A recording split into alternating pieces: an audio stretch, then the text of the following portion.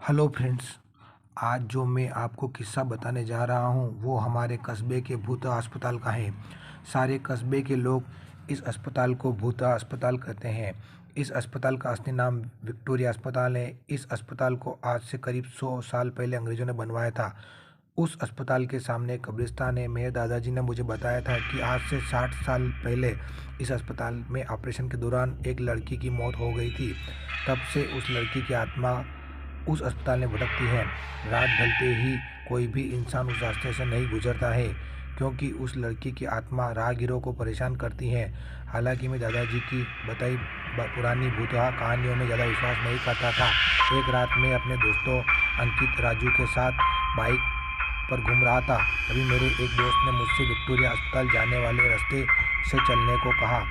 हम में से कोई भी भूत प्रेतों पर विश्वास नहीं करते थे और हमने उस रास्ते जाने का पक्का किया। समय रात के 10 बज चुके थे। हम तीनों ने ये बात अपने परिवार वालों को नहीं बताने का वादा किया और उस रास्ते पर निकल पड़े। जैसे ही हम उस रास्ते से निकले, रास्ते पर रेत होने की वजह से हमारी बाइक फिसल गई और हम तीनों धड़ाम से बाइक से दूर गिर गए। गनीमत थी कि हम लोगों को कोई चोट नहीं आई थी।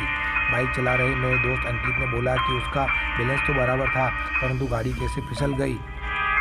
हालांकि राजू थोड़ा डर गया था और मेरे दूसरे मित्र राजू ने बाइक चलाने को कहा। अब राजू बाइक चला रहा था। हम 1 किलोमीटर ही चले थे कि अचानक हमारी गाड़ी का टायर पंचर हो गया और गाड़ी की स्पीड तेज होने से गाड़ी इस बार फिर पिछली बार से भी दूर तक फिसलती गई। इस बार हमें कोहनी और घुटनों में थोड़ी चोट आई। अंकित फिर से बोला कि इस जगह जरूर कोई गड़बड़ है, हम लोग वापस उल्टे चलते हैं। लेकिन मैंने और राजू ने उसकी बात नहीं मानी और बाइक उठाकर पैदल चलना शुरू कर दिया। हम थोड़ी दूर ही निकले थे कि अचानक किसी लड़की के चीखने की आवाज़ सुनाई दी। ये सुनकर हम रुक गए और अंकित बोला, यार तुम लोगों को चीखने की आवाज़ सुनाई दी क्या?